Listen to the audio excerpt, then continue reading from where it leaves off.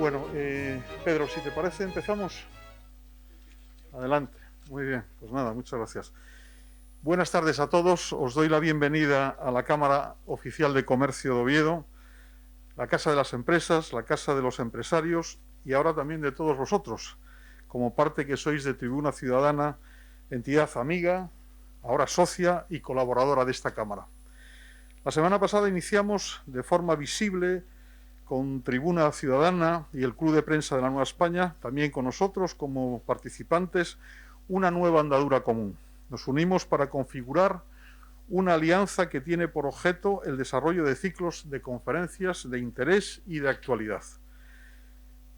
De hecho, hace ya unos meses venimos manteniendo fluidas reuniones con la directiva de Tribuna. Fruto de ello, de estas reuniones, es el convenio que firmamos con objeto de establecer colaboraciones en el ámbito de las competencias de la Cámara de Comercio, es decir, en lo concerniente a la actividad económica. Es decir, que nos hemos subido a una especie de trirreme, aquellas embarcaciones de los remeros atenienses, ¿no? Una embarcación que ya navegaba perfectamente y nosotros nos subimos solamente para aportar un remo más, para que la embarcación vaya un poquito más deprisa y un poco más lejos. Este equipo, dirigido por mi buen amigo y hombre vital para este proyecto de Tribuna, Pedro Sánchez Lazo, que junto con la Nueva España tienen un techo de calidad excelente para esta asociación cultural de tanta tradición. Nuestra misión es la de aportar temas que susciten interés y que abran enriquecedores debates. Son muchos años ya los que Tribuna Ciudadana tiene bajo sus espaldas.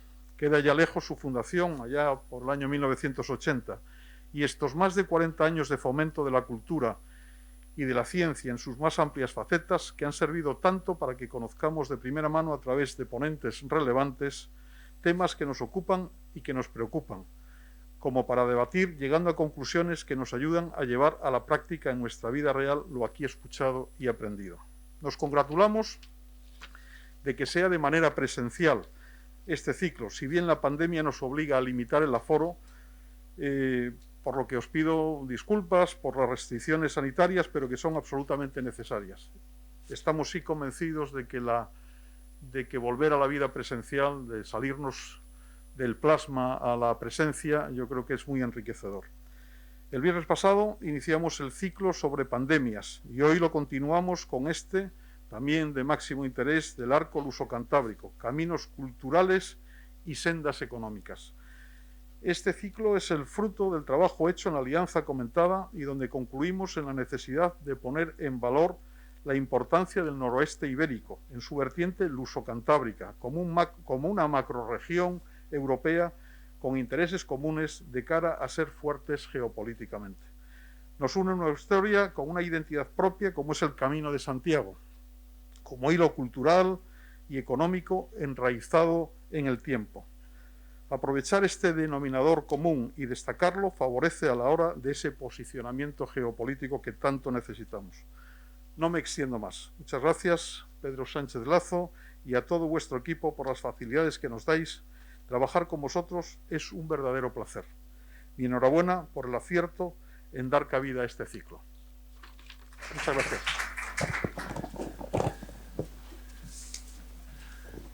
Muchas gracias al presidente de la Cámara. Yo, como él ha mencionado, hoy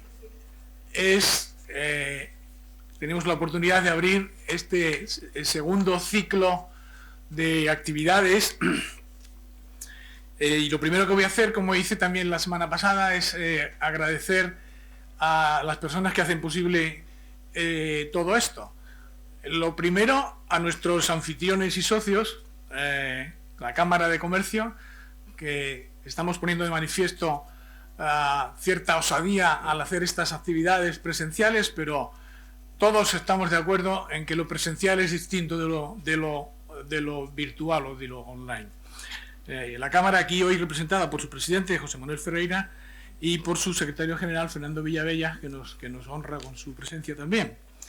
Y naturalmente tengo que agradecer a la Fundación EDP, que es la promotora de este ciclo y que está aquí representada por Ángel Moraleda. Muchas gracias por venir, Ángel.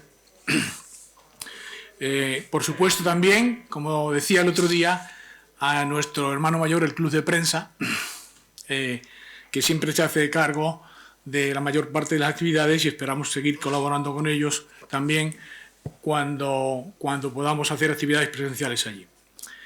El ciclo que abrimos hoy, como acaba de decir José Ferreira, se titula Arco Luso Cantábrico, Caminos Culturales y Sendas Socioeconómicas, y la justificación está clara. El territorio del Arco Atlántico y las rutas del Camino de Santiago han constituido desde hace muchos siglos un hilo cultural y económico y un camino de tránsito para el intercambio de cultura, etcétera, etcétera.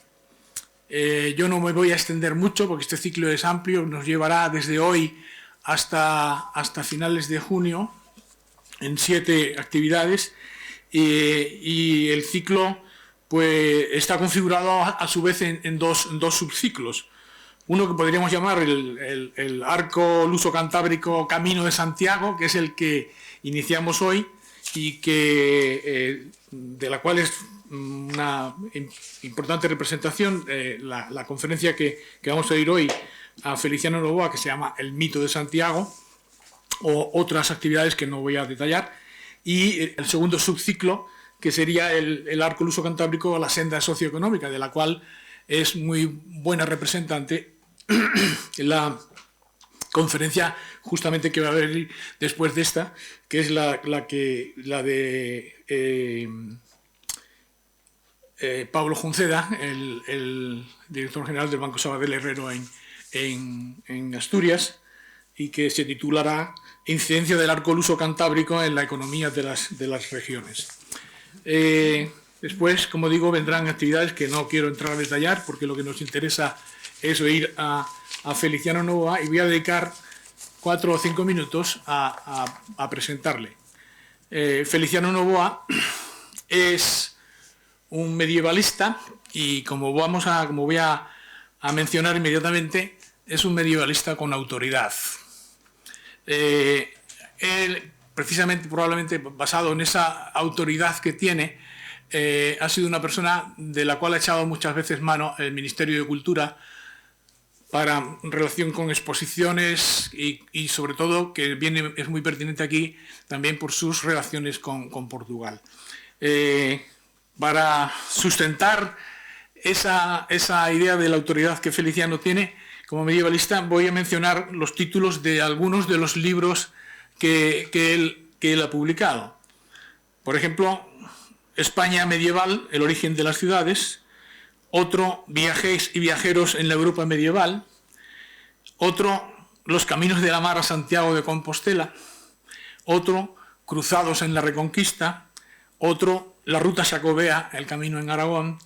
Y otro, en portugués, Encontros y desencontros ibéricos.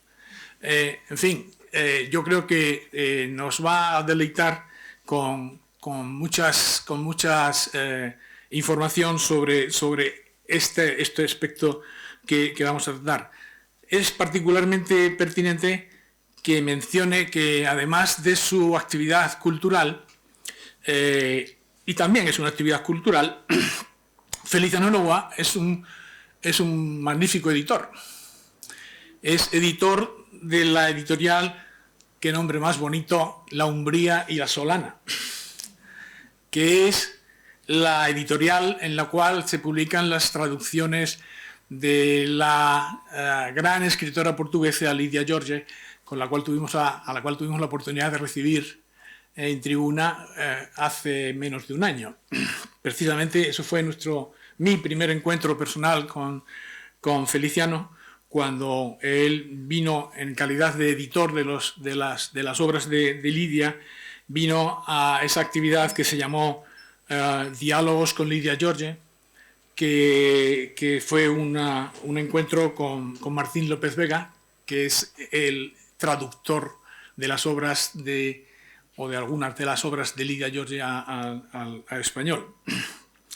En aquel momento ya estábamos en plena pandemia estábamos en realidad en la bajada de la primera gran curva, del primer gran pico de la pandemia, y ya fue en realidad la única actividad presencial que hemos hecho en el Club de Prensa desde entonces.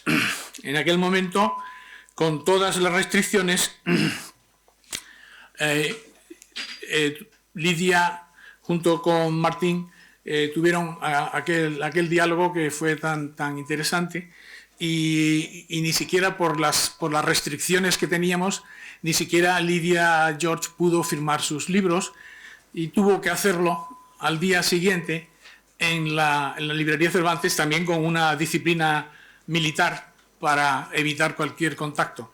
Allí firmó sus libros Estuario y Los tiempos de esplendor, que supongo que sería un éxito, porque vimos las colas de gente que quería que Lidia le firmara los libros. Para terminar, precisamente en este contexto, quiero rendir homenaje a Concha Quirós, que nos dejó hace tan poco tiempo y que en realidad fue la promotora, junto con Feliciano, de aquella visita de Lidia George. Les voy a dejar ya porque, como digo, lo que nos interesa es lo que nos cuente Feliciano. Muchas gracias a todos. Buenas tardes. Muchas gracias, en principio, a ustedes. No sé si es que han venido porque creen en el señor Santiago o porque confían en que le pueda decir algo, pero en estos tiempos raros en que vivimos, pues es gratificante encontrar a personas que le vienen a escuchar a uno. Gracias también a Tribuna Ciudadana y a Pedro por invitarme y por esas palabras que ha dicho, que les aseguro que son de la amistad, no tienen poco que ver con la realidad. Bueno, la conferencia, como habrán visto, la intervención la he titulado El mito de Santiago, y entonces voy a empezar primero con unos apuntes sobre lo que es el mito, sobre unos apuntes antes del siglo XX, finales del siglo XIX y después del siglo XX, porque la concepción que tenemos del mito es totalmente diferente. Antes del siglo XX, una definición en la que estaban de acuerdo casi la mayoría es aquella que dice que el mito es todo lo que no puede existir en la realidad. Y voy a poner dos ejemplos de grandes escritores, intelectuales de antes del siglo XX, repito, que hablaban sobre esto. Tucídides, que vivió en el siglo V y, como ustedes saben, fue el primero en considerar la historia como algo útil, dejó escrito que la única forma de comprender el pasado y entender el presente y sus problemas era eliminar todo rastro de mito, del que decía que era fascinante pero sin sustancia. Muchos años más tarde, ya en el siglo XVIII, Voltaire, que fue el primero en separar, digamos, la historia de la teología, señaló que los mitos eran solo, y leo, delirios de salvajes, invenciones de sinvergüenzas o, en el mejor de los casos, fantasías anodinas que escribían los poetas para seducir a los lectores. Pero esta percepción cambia a partir del siglo XX, a finales del siglo XIX, como he dicho, cuando efectivamente, además, casi todo cambia, también en las ciencias sociales. Entonces se nos dice que sin el mito no hay historia y que además es difícil separar uno de otro.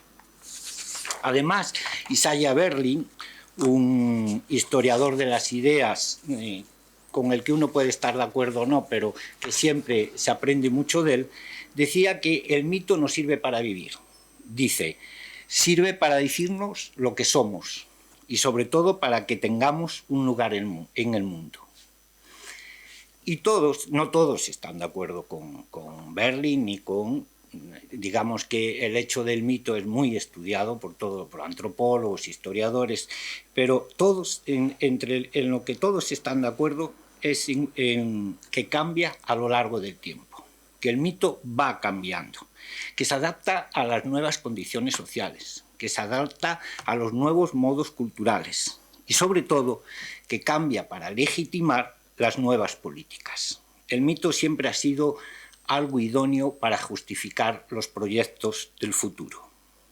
Y todas estas cuestiones que acabo de decir son reconocibles en uno de los grandes mitos de nuestra historia, el apóstol Jacobo, los restos del apóstol Jacobo. Un hecho que cambiará la historia de nuestro país y de alguna forma, en alguna medida, también la de Occidente. Sucedió este descubrimiento casi con toda seguridad en la década de 820, cuando el sepulcro de Santiago el Mayor, que no olvidemos que era hijo de Zebedeo y de María Salomé y hermano de Juan, uno de los 4 evangelistas, pues cuando el sepulcro fue descubierto en un antiguo cementerio romano, un pudridero, compostum, como se dice en latín, de donde sale la palabra Compostela. Un pudridero que estaba cerca de la iglesia de San Fid de Solovio, en los alrededores del bosque de Libredón, un lugar donde pesaba algún misterio, señala Álvaro Cunqueiro, uno de los grandes escritores de la literatura española. Un lugar que pertenecía a la sede episcopal de Iria Flavia. Allí era obispo, en esos momentos, Teodomiro, cuya lauda sepulcral apareció en el brazo sur de la Catedral de Santiago. En este túmulo descansa el siervo de Dios Teodomiro, obispo de Iria, que falleció el 13º día de las calendas de noviembre, era de 885. A Teodomiro algunos relatos medievales le atribuyen la inventio, y digo la inventio que podemos utilizar en su doble semántica, es decir, como invención y como hallazgo. Bueno, pues algunos relatos medievales se le atribuyen la inventio del sepulcro, o por lo menos le atribuyen su reconocimiento oficial. Porque, según la leyenda, quien tuvo la revelación, quien oyó los oráculos angélicos y vio las primeras luminarias celestiales que señalaban el lugar del enterramiento, fue un ermitaño de nombre Payo, dedicado a la contemplación y oración. Dice la leyenda que Teodomiro, desde que supo del hallazgo, ordenó un ayuno general de 3 días, porque el demonio entra menos, decía, en los cuerpos mal alimentados. No hay que decirles que la inventio, en la semántica del hallazgo, obviamente carece de fundamentación histórica alguna y se escapa a cualquier análisis racional. Sería entrar en lo que Juan Goytisolo denominó en algún momento el ámbito de lo maravilloso, que es el ámbito de la creencia ciega. Pero Torrente Ballester, un escritor gallego, dijo sobre el milagro, sobre el hallazgo, que vaya usted a saber. Contestación que no es rara en los gallegos para cualquier cosa que se nos pregunte. Pero sí podemos preguntarnos sobre 2 cuestiones que le importan a la historia y que le importan al mito. ¿Por qué el apóstol Santiago? ¿Y por qué los restos aparecen donde lo hicieron? Donde terminaba la tierra de los hombres.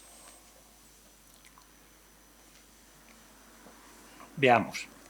El culto a Santiago Boanerges, el hijo del trueno, se inició en el orbe cristiano con bastante anterioridad al hallazgo de sus restos en la península. Fue en los siglos IV y V cuando comenzaron historias a prestarse una atención especial a todo aquello que se refería a la vida de los apóstoles.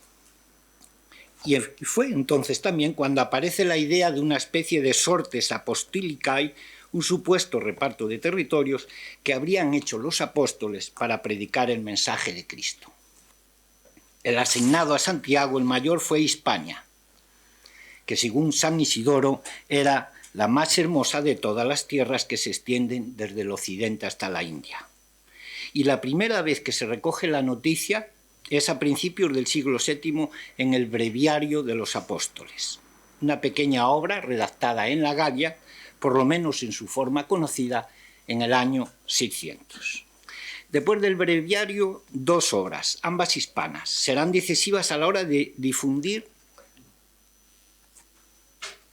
la idea de que la predicación de Santiago había tenido lugar en la península ibérica. La primera es De Aortu et Obitu Patrum, escrita a principios del siglo VII y atribuida a San Isidoro de Sevilla. Jacobo, hijo de Zebedeo, hermano de Juan, cuarto en la orden apostólica, predicó el Evangelio en Hispania y en las regiones occidentales. La cita presenta problemas de autenticidad, por no decir que es un fraude de lo que dice. Y más bien se considera que fue añadida con posterioridad a la muerte de San Isidoro en el año 636. En cualquier caso, el texto y la mención se difundieron por todos lados. Llegaron incluso las noticias a Inglaterra, y los monjes de aquella nación, San Adelmo, abad de Malmesbury y obispo de Sherborne, al que dedicó un poema a Santiago bien conocido, y Beda el Venerable, del que Dante en el Canto 10 del Paraíso dijo que era uno de los 12 espíritus ardientes que vio en el sol, señalaron a Hispania como el lugar donde se encontraba el cuerpo de Santiago. El himno litúrgico O Dei Verbum Patris es el otro texto hispano al que nos referíamos, de los dos a los que había hecho mención. Está escrito entre el año 784 y 785 y su autor, aunque en esto no hay unanimidad, fue Beato de Liébana, un poeta mediocre pero de espíritu audaz, dijo de él un sabio gallego que creo que sí era el máximo especialista en el Camino de Santiago, como era don Manuel Díaz y Díaz. El himno, que estaba dedicado al usurpador Mauregato, es una síntesis de otros textos de Beato que se nutren todos ellos con imágenes del Apocalipsis de San Juan. No es una obra teológica, bueno, no es solo una obra teológica, posee también evidentes connotaciones emocionales y sobre todo posee connotaciones políticas. Rechazo a Toledo, a sus desvíos heréticos. Beato escribe de Lipando, arzobispo de Toledo, llamándole pseudoprofeta, y a sus seguidores testículos de anticristo. La otra cuestión que recoge el himno es el apoyo a la ortodoxia y algo que fue crucial: la difusión del carácter real que se le da a los sucesores de Pelayo. Por primera vez, un príncipe de Asturias recibe el título de rey. Hasta ese momento no se podría hablar del reino en sentido formal. El himno, además, contiene una referencia explícita al patronazgo del apóstol Santiago, con la que se inició su culto años antes de que se descubriera. Oh, verdaderamente digno y más santo apóstol, que refulges como áurea cabeza de España, nuestro protector y patrono nacional.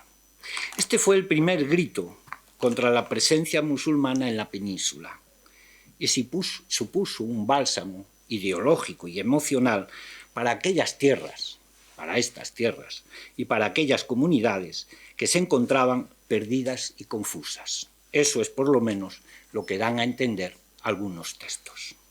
Pero, ¿por qué Iria? ¿Por qué en Iria Flavia? La mayor parte de los autores creen que el hallazgo fue un invento, ya lo hemos dicho, del obispo Teodomiro, del que, por cierto, se sabe muy poco antes de todos estos hechos. Él fue su inventor intelectual, él lo interpretó eficazmente y él lo acomodó de forma adecuada a las tradiciones existentes sobre el apóstol a las que nos hemos referido. Si Beato aseguraba a las gentes que podían contar con el patrocinio del apóstol Santiago, para remontar esos tiempos de desorientación en que vivían, Teodomiro lo refrendaba con una ocurrencia feliz que no admitía dudas ni discusiones, un acto de propaganda inmejorable: encontrar los restos en la única sede episcopal que habían quedado después de la invasión islámica. Torrente Ballester, que tiene un libro realmente precioso sobre todo este mundo, sobre todo sobre Compostela, que se llama Compostela y el Ángel, dijo que Teodomiro era una persona que debía tener mucho sentido común. La pregunta es saber qué pretendía con con el hallazgo. ¿Cuáles eran los problemas a los que quería dar solución? El primero, el priscilianismo, era uno de los más importantes. Un movimiento de cristianos rigoristas nacidos a finales del siglo IV con el objetivo de acomodar el cristianismo a la fuerte religiosidad de carácter naturalista. Según San Jerónimo, decía que estaba próximo al zoroastrismo. Y es verdad que los arqueólogos ven probable que en Finisterre, en el fin de la tierra, estuviera el más importante templo del culto al sol de la península ibérica. Y ven probable también que el Apóstol y Compostela no fueran más que la cristianización de aquel espacio. En ese sentido, Américo Castro siempre creyó que el culto compostelano estaba relacionado con cultos precristianos, en concreto con el mito de dos divinidades bélicas del mundo pagano clásico, los dioscuros, hermanos que eran de Helena de Troya, que tuvieron un papel esencial en momentos cruciales de las batallas, como lo tendría el apóstol en algunos combates contra los musulmanes. Prisciliano, que según don Marcelino Menéndez y Pelayo poseía una gran elocuencia, facilidad de ingenio y toda la doctrina necesaria para la secta entre comillas, fue ajusticiado por hereje en el 385. Pero sus ideas no solo siguieron, se extendieron. Poco a poco fueron encontrándose adeptos en la Lusitania, en la Bética e incluso llegaron hasta la Aquitania.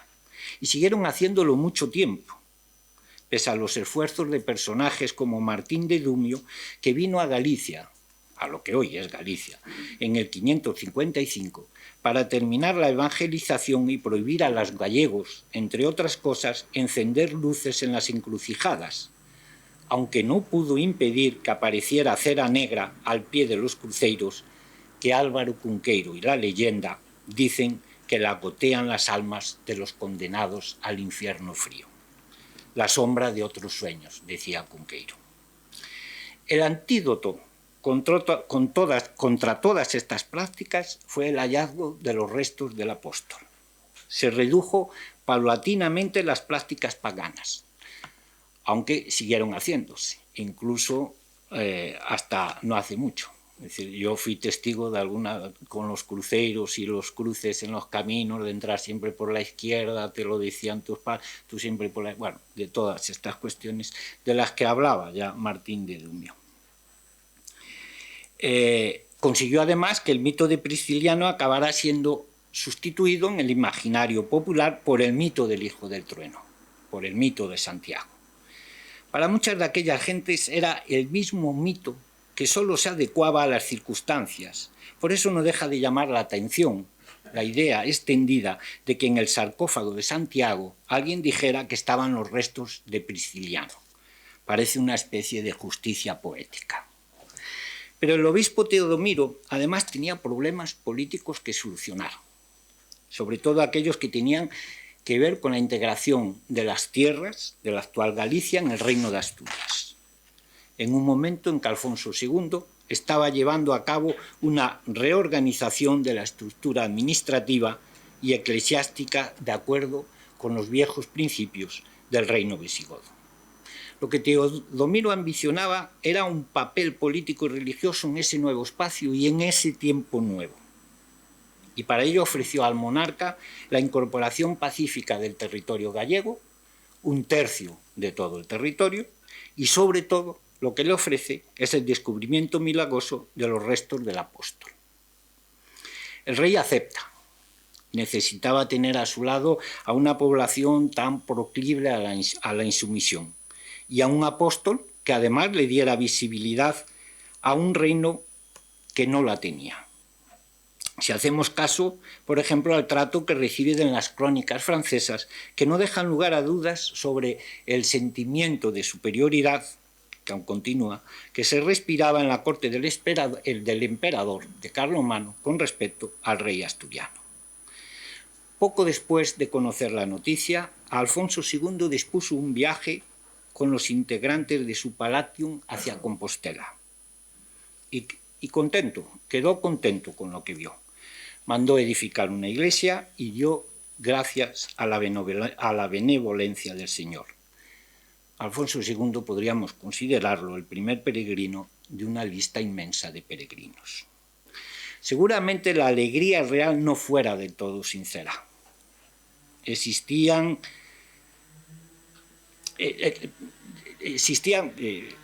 problemas para aceptarlo. Primero, estaba lejos de Oviedo y era vulnerable a ataques. Y además existían otros sitios más apropiados, sin ir más lejos, la propia Oviedo, el Aquisgrán asturiano, donde el rey había establecido su capital. En ese sentido, las crónicas bajo el reinado de Alfonso III no contienen noticia alguna del descubrimiento cuando se refieren al reinado de Alfonso II. Y el motivo hay que buscarlo en una posible conspiración episcopal de Oviedo y en el hecho de que los cronistas que las habían escrito y que habían venido del sur, mozárabes, partidarios de la restauración del orden gótico, estaban preocupados por el hallazgo y por la posible influencia de los gallegos, de los habitantes de esa zona, a partir de ese momento. Fuera como fuere, el reino, que como ya hemos dicho se encontraba en una situación de reconstrucción y fortalecimiento de sus instituciones, entendía que era el momento de reclamar el protagonismo que los restos del ordo gotón no permitían desarrollar. Toledo, sede primada de la Iglesia peninsular, no debía seguir ostentando tal privilegio. El adopcionismo, que como ustedes saben defendía que Jesús era un ser humano,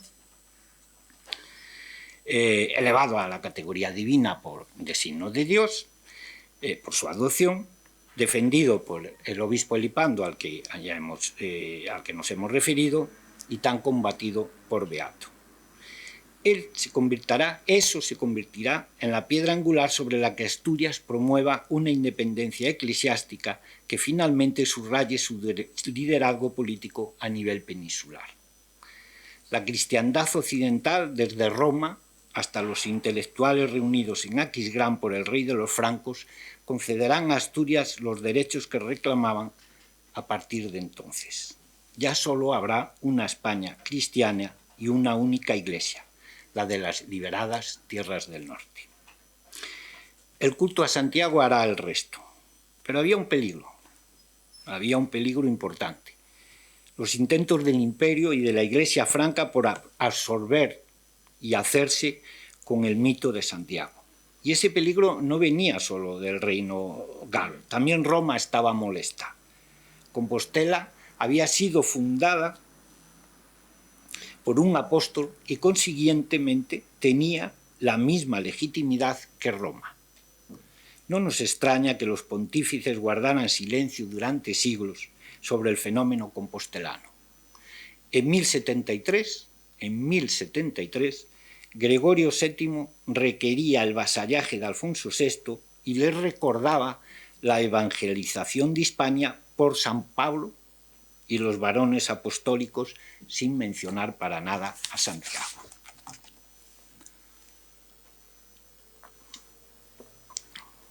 Muy pronto el descubrimiento de la tumba comenzó a difundirse, sobre todo mediante la palabra, pero también las fuentes galas recogen ya la noticia de la reciente veneración popular, del que era objeto el sepulcro del apóstol. Aparecen los martiriologios de Floro de Lyon y Dadón de Lyon, y además empiezan a aparecer los primeros peregrinos. Hacia el 867, un clérigo de nombre Usuardo llevaría, después de estar en Compostela, a las tierras de Francia la buena nueva. Y Alfonso III el Magno, después de desplazar la capital de Oviedo a León, que supondrá para Compostela alcanzar la primacía que antes no tenía, que hasta entonces no tenía, concede al santuario numerosos privilegios. Le dona tierras e iglesias, construye una nueva iglesia que será consagrada el 6 de mayo de 899.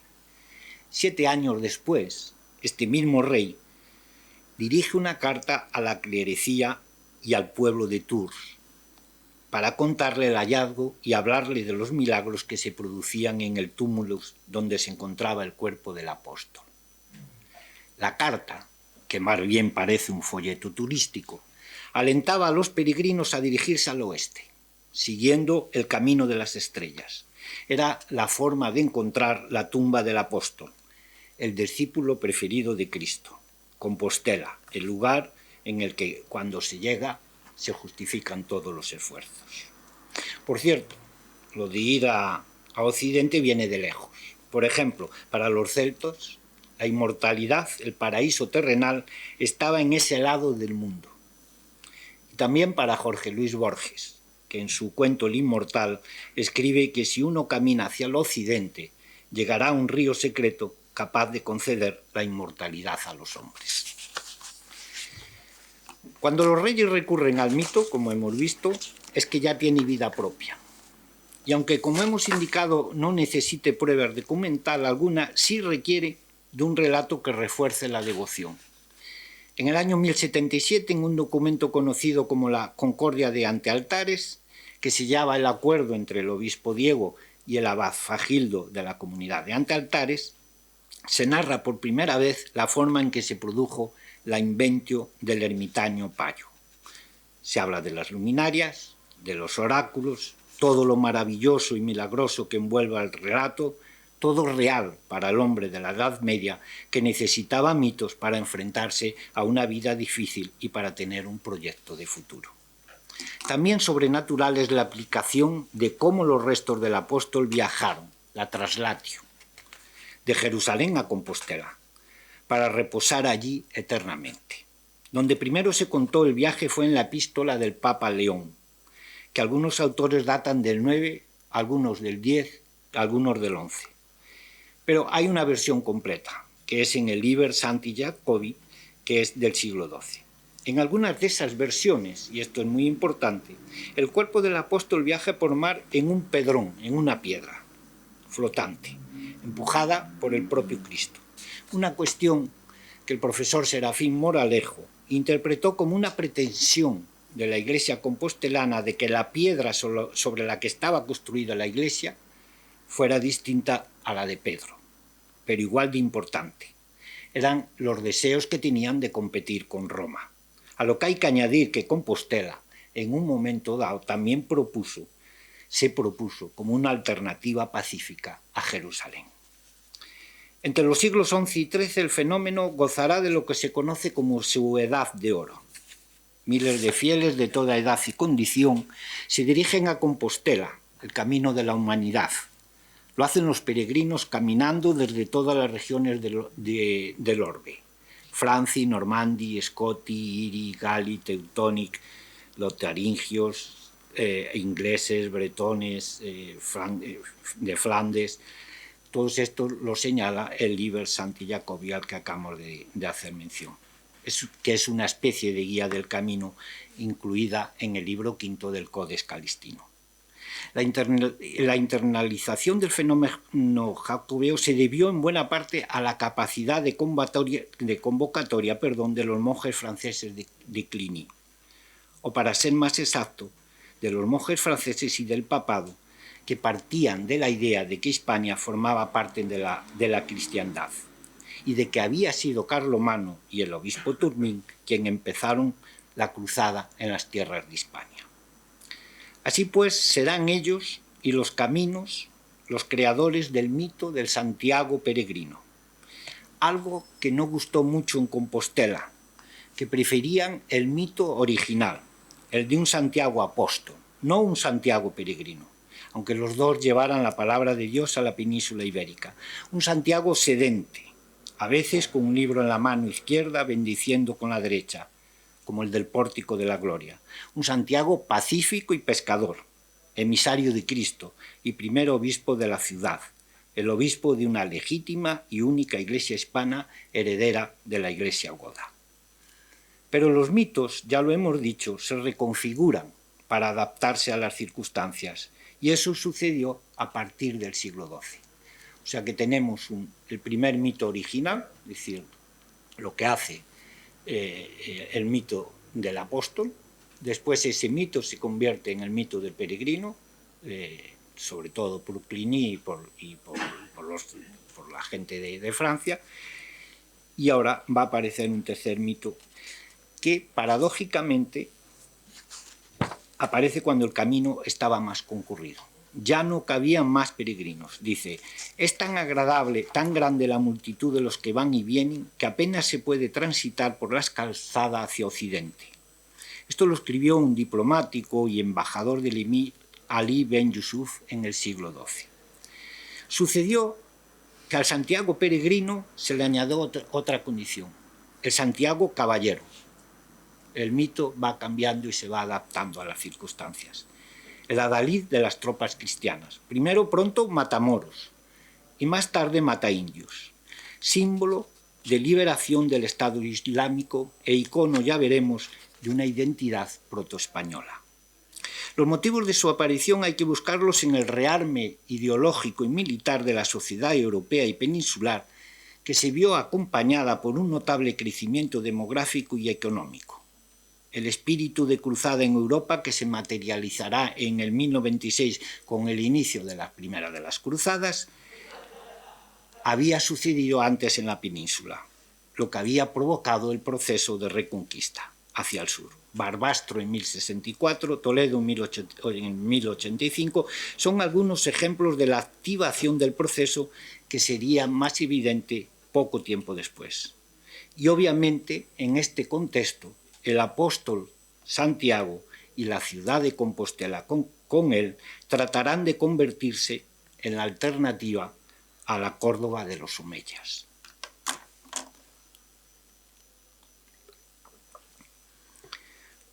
Los especialistas en el fenómeno jacobeo han señalado que la primera manifestación de un Santiago militarizado aparece en un texto, el Chronicon Silense, que escribe un culto clérigo leonés a principios del siglo XII para construir una imagen literaria de Hispana.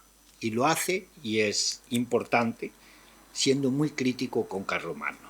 El texto cuenta, entre otras cosas, la ofensiva reconquistadora que lleva a cabo Fernando I en Portugal y la conquista de la ciudad de Coimbra, de la que quería extirpar, dice, los ritos del paganismo, restituyéndola en la fe de los cristianos. Para conseguirlo, Fernando I pidió la intercesión del apóstol, al que el cronista significativamente llama Christi Miles.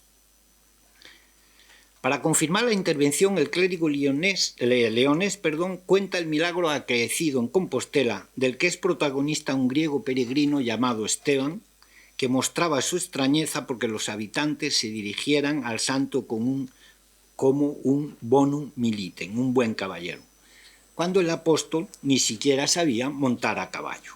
Esa noche el santo se le apareció para reconvenirle su incredulidad hacia su condición de caballero, y al tiempo que se subía a un majestuoso y resplandeciente caballo, le anunciaba la toma de la ciudad de Coimbra y su entrega al rey Fernando I. En la conquista de la ciudad, Santiago no utiliza arma alguna. Por lo menos no dice nada el clérigo leonés, como tampoco nos cuenta de que hubiera lucha, solo se nos dice que se entrega las llaves al rey, las llaves de Coimbra. Es posible, señala Márquez Villanueva, que la causa fuera la dificultad de que se aceptara una imagen beligerante de un santo que hasta entonces era apóstol y peregrino. La advocación militar era ajena a las tradiciones de la cristiandad occidental, por lo menos hasta bien entrado el año 1000. Habrá que esperar a la fantasiosa batalla de Clavijo para que esto suceda en la península. En el siglo XII se falsifica un privilegio real que será aceptado sin reserva por todos los reinos cristianos. Su autor fue un canónigo compostelano llamado Pedro Marcia, un personaje real que nos cuenta la intervención armada y milagrosa de Santiago en la batalla de Clavijo, que termina con una victoria del rey Ramiro I, aunque en realidad por las fechas tenía que ser Ordoño I. Los moros gritan Mahoma y los cristianos Santiago, dice en el poema del Cid. Después de la batalla, el rey deroga el tributo de las 100 doncellas, que nunca existieron, y agradecido al apóstol por haber matado a más de 60.000 moros a lomos de su caballo blanco y con la espada en una mano, establece que a partir de entonces se le considere como un soldado más en todas las batallas que se libren, y en tal condición se le reserva la parte correspondiente en el reparto del botín. Lógicamente la cantidad iría a parar a las arcas de la Iglesia compostelana y será conocido como el voto de Santiago, que permaneció intacto hasta el 1812, cuando las Cortes de Cádiz lo abolieron. Desde entonces el mito se irá configurando con la imagen de un Santiago dispuesto sobre un caballo blanco y enarbolando una bandera también blanca. El apóstol toma partido. Será un soldado que combate al lado de las tropas cristianas, algo que nos recuerda a tiempos remotos, a los dioscuros, y que ahora vuelva a tener una absoluta vigencia. Las presencias de Santiago en los campos de batalla como protector único lo convirtió en el titular de lo más importante de las llamadas órdenes nacionales, la Orden de Santiago, que nació en 1170 en la ciudad de Cáceres y que un año más tarde se convirtió en una milicia religiosa gracias a un acuerdo con el obispo de Santiago, del que recibió nombre y rentas a cambio de compromiso vasallático y servicio a su iglesia bajo el estandarte del apóstol. Pero hay más testimonios de este primer Santiago caballero. Alfonso IX utiliza en su sello su figura sobre el caballo. Aparece en el tímpano del claustro de la catedral, en el llamado tímpano de Clavijo, levantado por Juan Arias, y aparece también en el tumbo B de la catedral, donde se dará el primer testimonio del apóstol ecuestre sobre los cuerpos despedazados de aquellos que defendieron los intereses de los burgueses compostelanos. La militarización del mito tuvo su continuidad en América, durante la expansión ultramarina. Allí volvió a aparecer Santiago, sobre todo en México y en Perú, pero su caballo blanco, sus estandartes y una espada en la mano, con todos esos hitos, para llevar a los españoles a la victoria. El conquistador Pizarro, según las crónicas, se abalanzó con sus tropas hacia Atahualpa al grito de Santiago y a ellos.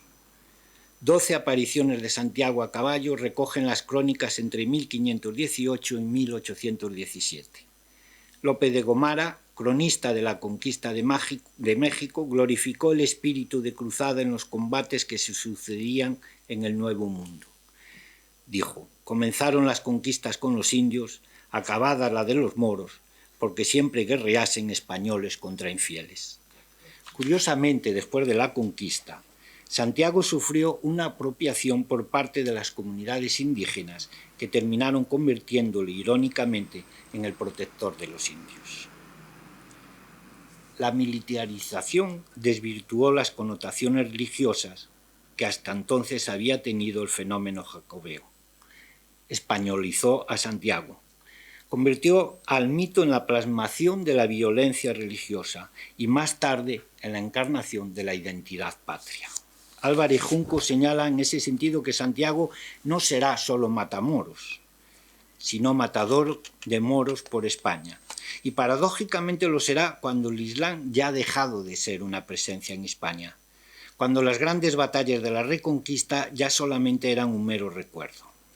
Fuera de la península, el carácter militar del Hijo del Trueno nunca tuvo una difusión significativa, salvo en América. Como hemos dicho, en Europa siguió siendo un Santiago peregrino, aunque poco a poco, ya durante la Edad Moderna, el mito del peregrino y el mito del Santiago caballero fueron decayendo por múltiples razones, que podemos, creo, resumir en dos. El fracaso de las armas españolas en las diversas guerras de religión en Europa y un nuevo sentido de lo sacro que vería que toda peregrinación ascética no dejaba de ser más que un mero anacronismo del pasado. Lutero, por poner un ejemplo, las declaró innecesarias e incluso vio en el fenómeno una clara muestra de idolatría. Para el teólogo alemán, Compostela empezaba a ser tan aborrecible como Roma. En 1492 los reyes católicos, que denominaban a Santiago como luz e patrón de las Españas, espejo e guiador de los reyes, cambian por última vez la significación del mito, procediendo a su estatalización administrativa, el mito estatal, como le denominó Márquez Villanueva, y lo hacen universalizando y perpetuando en todo el reino la renta del voto de Santiago, una forma que alcanza los fundamentos de la empresa ardua de la Constitución Nacional. El voto hizo una iglesia compostelana floreciente, la convirtió en una potencia financiera, pero llevaba el germen de su propia destrucción. Santiago quedaba hipertrofiado, esclerotizado, manejada por él, el mito de Santiago, manejado por el Estado. Estaba claro que lo puramente religioso, existencial, se había sacrificado a los imperativos de tan estrecha simbiosis política. El voto, como ya hemos dicho, se mantuvo hasta 1812. Pero en el siglo XVII era notorio ese lento proceso de agotamiento del mito jacobeo, por todas esas razones a las que he dicho, y que explicaría en parte que en 1617 los carmelitas descalzos tuvieran la iniciativa de nombrar copatrona de España a Santa Teresa, lo que fue aceptado al año siguiente por un devoto teresiano, Felipe III, un intento que Américo Castro asocia al auge reformista de la privanza del conde y duque de Olivares. Había una mujer, escritora, estudiosa, mística y reformadora frente a la estridente masculinidad del patronato jacobeo. Hubo, claro, una fuerte oposición, obviamente la Iglesia compostelana, obviamente la Orden de Santiago y una gran parte de la nobleza, y el resto de las órdenes religiosas presentaron memoriales que detuvieron el proceso. Uno de ellos fue Francisco de Quevedo, que dijo: «Digo, Señor, que si como solo Santiago es patrón único de las Españas, lo fueran todos los 12 apóstoles por razón de méritos. Para ser patrona con ellos los tiene Santa Teresa, y hoy le sobran que compatrona de muchos mundos que Dios hubiera criado y quisiera honrarlos con tal protección. Pero lo que en la santa no hay méritos, ni ella los quiere, es para despojar a Santiago violentamente de lo que le dio Cristo, de lo que ganó en la guerra, de lo que pagaron los reyes y pueblos por la fe y por el conocimiento de Jesucristo que le deben. Y esto porque en acompañarle en el patronato está de quitarle todo lo que le ha dado las Españas sin dejarle alguna cosa de honor accidental». Como digo, el intento de hacer patrona de España a Santa Teresa fracasó, pero los intentos de desplazar a Santiago continuaron, que son el ejemplo más claro de que el mito de Santiago iba desapareciendo. La Inmaculada Concepción en el siglo XVIII fue otro de los intentos. Santa Teresa otra vez en el XIX, durante las Cortes de Cádiz. En 1937, Franco vuelve a darle oficialidad al patronato después de que la República lo aboliera. Y por fin, en la Constitución de 1978, el patronato pasó a mejor vida como titularidad estatal, aunque lo conserve en el ámbito religioso. Todas estas idas y venidas, todas estas historias y modas escondían algo obvio: la paulatina desaparición del mito como fuerza histórica. Parecía que todo lo sólido se desvanecía. A principios del XIX, el mito de Santiago no contaba con apoyo popular alguno. El santo había perdido la capacidad de protección para las gentes, probablemente por estar muy lejos de lo que habían sido sus orígenes, pero en cambio se utiliza como arma política. Se explotó para fines partidistas que poco tienen que ver con la historia y sí con la forma de entender la sociedad. El resultado fue un intenso debate, una batalla ideológica por la narración de la historia de España que continúa hoy. Algunos piensan que España tiene sus raíces en la lucha medieval contra el Andalus, en la Reconquista, del que es protagonista destacado el caballero Santiago, siempre al lado de las tropas cristianas, arrimando el hombro para recuperar la identidad perdida de las que hablan las crónicas asturianas del siglo IX, el patrimonio perdido, lo que siempre fue nuestro, una lucha que moldeó la nación y la dotó de sus particularidades, el origen de todo, la España eterna, conformando desde el pasado, el presente y el futuro, un pensamiento único, intemporal. Pero frente a esa postura, los hay que piensan que hay otra historia de España, que con esa historia a la que nos hemos referido no se clausura el sentido del pasado. Niegan que la reconquista sea el comienzo de nada. Incluso la misma palabra reconquista se pone en entredicho. Fue una guerra civil entre españolas, dicen algunos, como sucedió más tarde con la Revolución Liberal o con la República. Señalan también que los procesos históricos complejos no pueden quedar reducidos al vocabulario identitario, raíces, identidad, civilización. Fernando Rodríguez Mediano señalaba no hace mucho en ese sentido que la identidad cultural no es una identidad sustancial. La identidad tiene una historia, por lo tanto es maleable, cambiante y utilizable. Obviamente los mitos, que como ya dijimos nos dicen quiénes somos, también tienen esa historia. Dos consecuencias de esta controversia. En el año 2004, poco después del ataque terrorista del 11 de marzo en Madrid, las autoridades catedralicias de Compostela anunciaban que iban a retirar la escultura de José Gambino, que mostraba a Santiago sobre el caballo blanco pisoteando a los sarracenos decapitados. Entre las razones expuestas para justificar el traslado se decía que no quería herir la sensibilidad de la población islámica y que tal hecho no tenía nada que ver con el atentado. Además señalaron que quería devolver al santo su iconografía original, Santiago Apóstol o Santiago Peregrino. Pero para el responsable catedralicio, don Alejandro Barral, la imagen no era muy sensible o evangelizadora y no encajaba en las enseñanzas de Cristo. La reacción nos hizo esperar y algunos ciudadanos condenaban tal herejía. Incluso algunos italianos ofrecían asilo al Santiago Matamoros. Unos y otros señalaban que era vergonzoso esconder 1000 años de historia de España. Hoy en día, la estatua sigue en la puerta de la azabachería, pero eso sí, lo rodean las flores que no dejan a los musulmanes ser pisoteados. 2 años más tarde, el rey de España, con motivo de la despedida del Papa en la ciudad de Valencia, señaló en el mes de julio del 2006 que Santiago, como patrón de España, es el camino y el faro de Europa entera.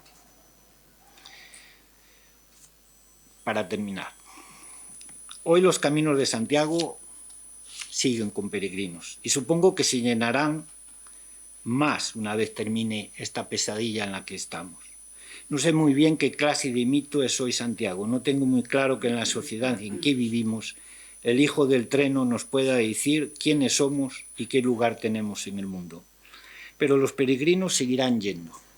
Los cristianos, para dar gracias por los bienes recibidos, pedir amparo o, sobre todo en este año jubilar, expiar los pecados propios o ajenos, con lo que dan un sentido más auténtico y espiritual a la vida. La perdonanza del alma, que decía un escritor gallego también. Una especie de vuelta al origen, al principio, que pone fin a las tormentas y a las aflicciones. Para los demás, creyentes de otras religiones o no, el Xacobeo es también una oportunidad para reconciliarse y encontrarse con uno mismo y con los demás, para escapar del ruido del mundo, el camino para calmarnos la vida. Y eso es todo.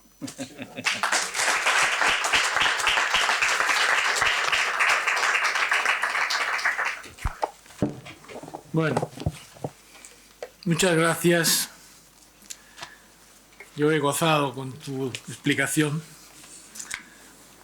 racional.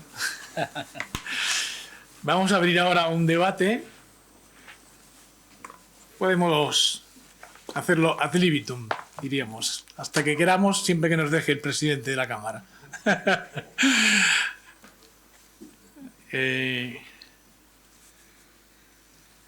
Vamos a hacer un intento, porque el otro día descubrimos, cuando hicimos la grabación, que las preguntas se oían con mucha dificultad en la grabación. Y se me está ocurriendo que podríamos hacer un intento justo. Fernando, muchísimas gracias. Has captado mi idea. Sí. allí atrás.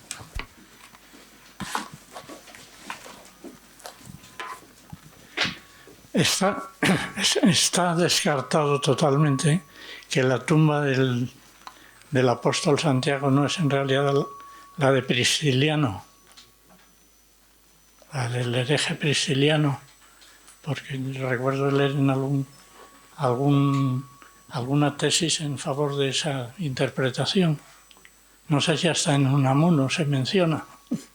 Sí, en efecto es algo que yo llamé justicia poética, ¿no? Que se confunda Prisciliano con Santiago, cuando yo creo que Santiago sustituye a Prisciliano, desde luego, en el imaginario de los gallegos. Yo creo que es imposible saber, porque es imposible ningún tipo de análisis que pueda decir que que los huesos que hay en la tumba de Santiago sean de nadie. Pueden ser de Prisciliano, pueden ser... No sé, yo eso lo desconozco. En cualquier caso, a mí me da la impresión de que eso dice poco de lo que es el fenómeno de Santiago. Yo creo que sería igual. Si ahora hay un descubrimiento sobre el mito de Santiago, sobre Santiago, de que esas podrían ser, daría igual. El mito no dice nada para la historia. Hay quien dice que Prisciliano está enterrado en Ávila y que aquellos son los verdaderos restos del apóstol Santiago. Cosa, vamos, totalmente imposible, ¿no? Que después de 20 siglos. Pero esto es una cuestión de fe, ¿no? Pero luego la historia no avala eso. Yo quería comentar al hilo de esto que tu exposición me ha traído con cierta frecuencia a una situación que me acuerdo cuando se estaba haciendo el estudio de la sábana santa de Turín, con los estudios radiológicos, que se descubrió que en realidad no se correspondía la sábana con la época de la que vivió Jesús. Me parece que fue el Papa Juan Pablo I que dijo, bueno, pero lo importante es la fe. Bueno, ahí está, ¿no? Tú decías en tu intervención que el hombre medieval necesitaba mitos. Y yo digo, el hombre medieval y el de ahora también, Todos. El de ahora también, ¿no? Necesitamos mitos porque yo estoy de acuerdo con Berling, ¿no? Que los mitos nos dicen quiénes somos y nos dicen qué lugar tenemos en el mundo. Lo que me parece a mí que el mito de Santiago, bueno, los mitos de Santiago, porque hemos visto esa evolución del mito, cómo va cambiando, no tengo muy claro que en la sociedad de hoy sirva para decir quiénes somos ni qué lugar tenemos en el mundo. Porque es verdad que la sociedad ha cambiado y me da la impresión que mitos como esos, su continuidad es complicada, ¿no? Es decir, yo sigo pensando que la gente va a Santiago, pero y seguirá yendo aunque no sepa muy bien qué representa ya Santiago. Es algo más que ha quedado ahí en el imaginario de todos y cada uno vamos buscando cosas en eso, ¿no? Yo he hecho el camino, no soy una persona creyente, pero que sí que he hecho el camino porque para mí era una forma de lo que dije al final, ¿no? Pues de replantearte y de sosegarte, de quitarte el ruido. Yo creo que para eso sirve, ¿no? Después la utilización que se haga y que se sigue haciendo, ¿no? Cuando pasó lo que contaba de la Catedral de Santiago, se armó un follón, pero un follón enorme con manifestaciones a favor y en contra de que se quitara eso. Entonces, yo creo que la mayoría de la gente está en otra cosa. ¿Alguna intervención más? Vamos a animarnos. Eso es que no he sido capaz de suscitar... ¿Cómo era eso de entrar los caminos por la izquierda en los cruces? Eso me llamó la atención. Bueno, eso era cuando yo era niño, vamos, se hacía esas cosas, ¿no? En los cruces, que era donde había los cruceros, tenías que entrar siempre por el lado izquierdo. Y muchas más cosas había, quiero decir que es curioso cómo pervivieron a lo largo de los siglos. Y más en una zona como Galicia, siempre muy propensa a esas cuestiones, ¿no? ¿Y que tus propios padres te lo decían? Sí, te decían, vamos, a ver, no era que tampoco pero sí que te lo decían porque ellos lo habían oído, ¿no? Igual que lo de la Santa Compaña, ¿no? Que es una cosa que ahí Venceslao Fernández Flores en la película aquella, en la película no, en el libro aquello, que después se hizo una película, hablaba de la Santa, es que no me acuerdo ahora cómo se llamaba la película, ¿no? Que era como El bosque animado, exacto. Bueno, eso era muy real. Fernández Flores era, eso es que era lo que realmente pasaba en la España, en la Galicia, en el pueblo de mi niñez, vamos, que estamos hablando de los años 60, que tampoco es que yo sea pero eso nunca pudieron con lo que se produjo en Galicia. Yo creo que fue un sincretismo en Galicia y después un sincretismo religioso. Es decir, los cruceros se prohíben porque eran lugares de esas encrucijadas que siempre para los mundos, digamos, esotéricos son muy importantes, pero lo que hacen es poner un cruceiro, ¿no? Un cruceiro con Cristo y tal, o sea que ese sincretismo fue genial. Ahí yo creo que la Iglesia lo hizo muy bien, ¿no? Porque se apropió de muchas cosas de todo ese mundo. Como pensaba que no podía vencerlo, yo creo que se apropió de muchas cosas, ¿no?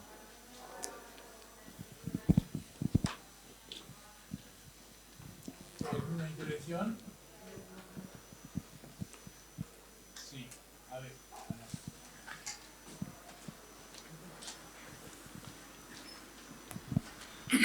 Me parece indiscutible que el tema, el asunto del Camino de Santiago tiene hoy una potencia indiscutible. Comparece no muchos apoyos en la historia, ¿no? Pero me interesa mucho valorar cómo algo que se desarrolla, como usted ha expuesto, llega a tener hoy la fuerza que tiene, que es algo más que turismo, que es algo más que viaje, y cómo tiene esta especie de aquiescencia, al menos en todo el mundo occidental, y de hecho una importantísima contribución a la prosperidad de todo lo que está alrededor del camino, con importantes resonancias económicas, ¿no?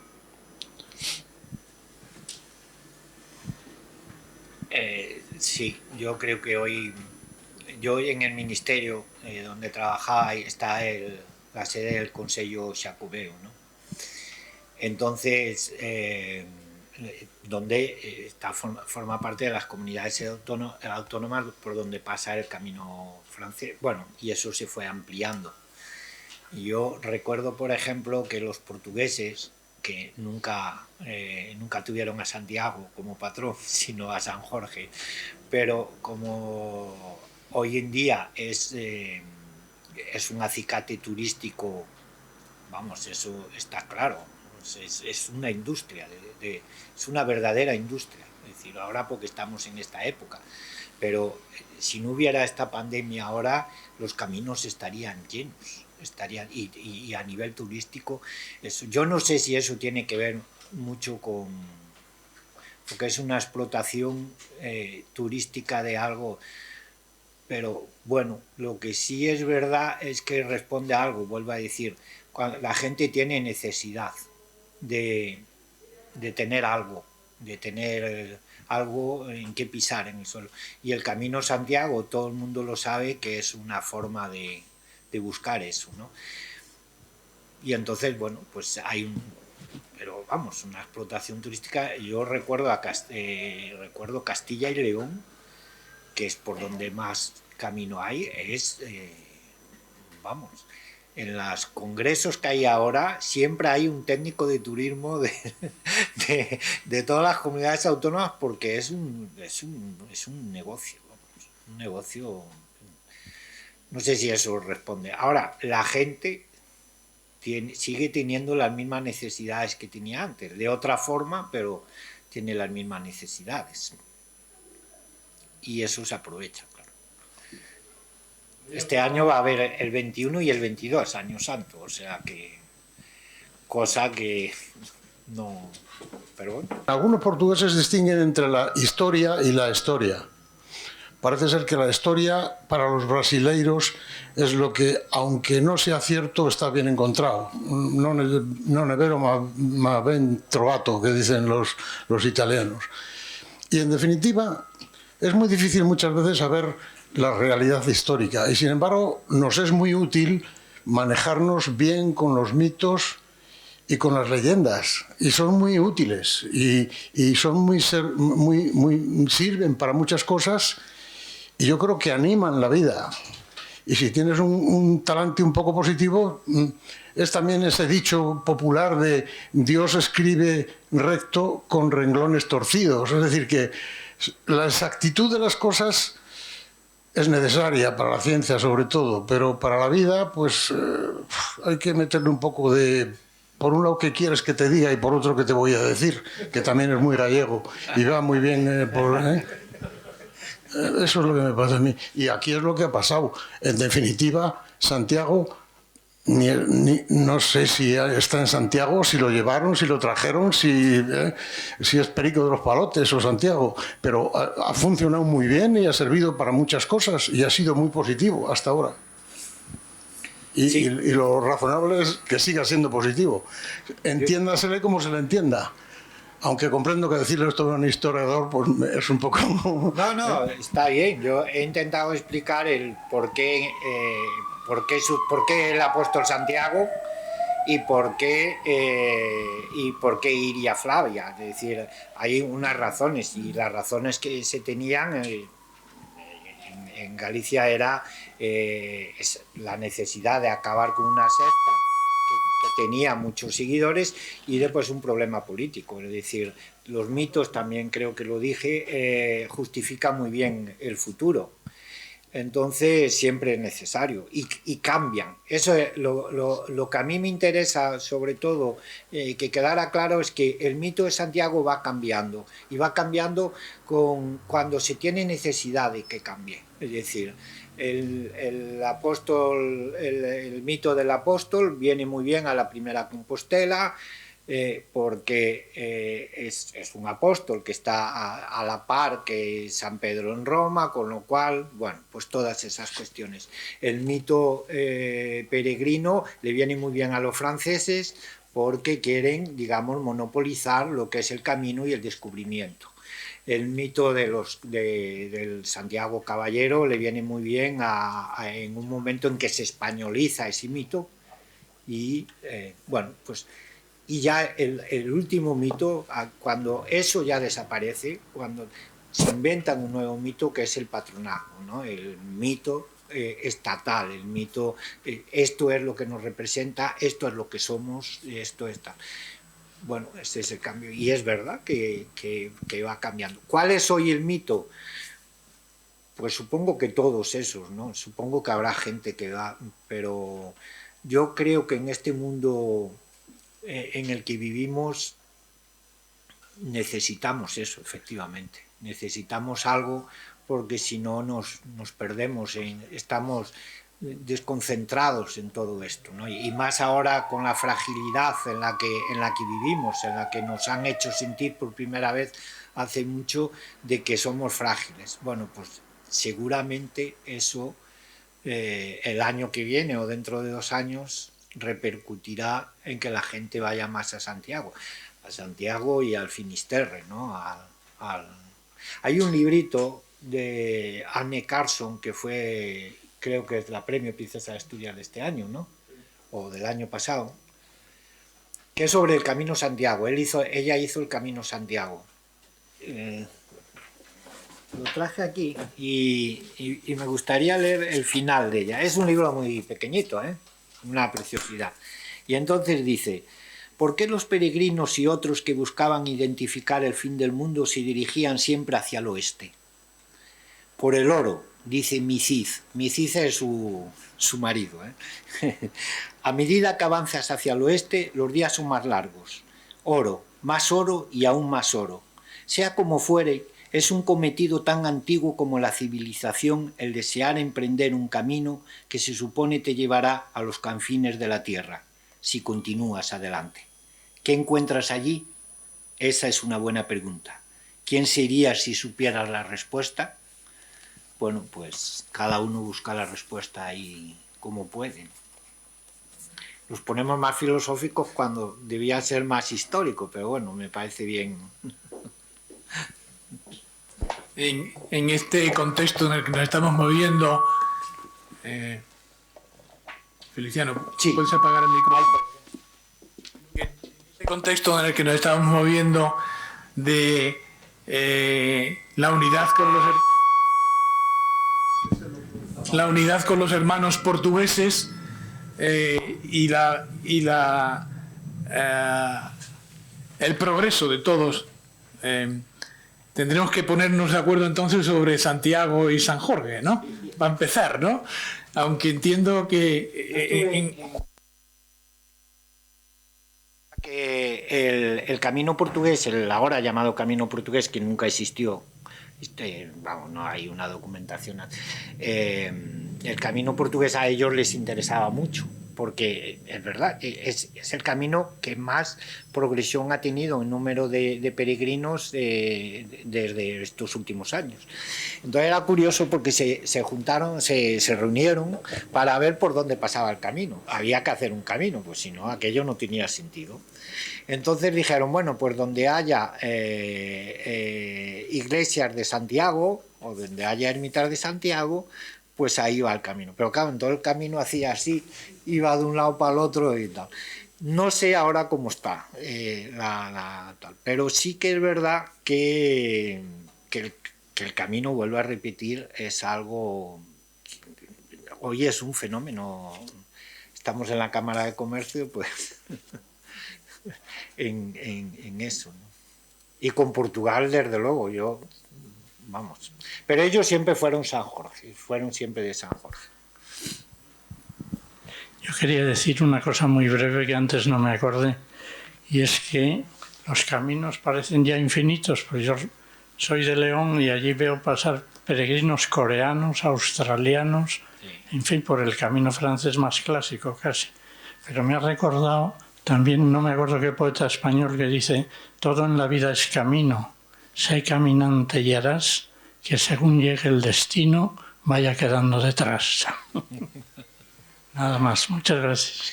Es que se confunde también el camino con el camino de la vida, ¿no? Es decir, yo recuerdo una charla de Pablo Dors sobre el camino de la vida, y claro, es una metáfora de la vida, ¿no?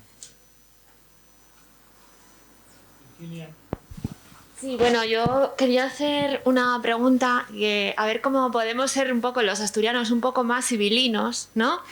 Y utilizar precisamente el camino primitivo para reforzar la imagen de Asturias, utilizarlo de alguna forma para buscar precisamente esa senda socioeconómica que nos reporta algún tipo de beneficio. Pues tenéis el camino más bonito de todos, el camino que va de Oviedo a Santiago, el camino de Alfonso II. Yo creo que ese es el camino más bueno. Yo lo he hecho yo creo que es el más complicado de andar, pero es un camino, vamos, sin parangón. ¿Y la imagen de Oviedo dentro del camino, cómo se podría reforzar? Pues es cosa de los porque claro, aquí el protagonismo es de Teodomiro, pero de Alfonso II también, y Alfonso II era rey de Oviedo, o sea, de Asturias, perdón. Entonces, es verdad que Asturias, yo creo que me parece a mí, pero no sabría decir cuál es la razón, que ha explotado poco el camino, ¿no? Y vuelvo a repetir, tiene el camino más bonito El camino más bonito de todos los caminos me parece a mí que es el de Oviedo-Santiago. Pero eso ya no lo sé. Además de que aquí, en Asturias, tienen unos medievalistas extraordinarios. Pero desde siempre. O sea que... Bueno, pues si no hay más intervenciones, damos las gracias de nuevo a nuestro amigo Feliciano Novoa y terminamos aquí la sesión. Espero que les haya gustado y que, bueno, que haya tratado de explicar lo que quería explicar, ¿no? Así que...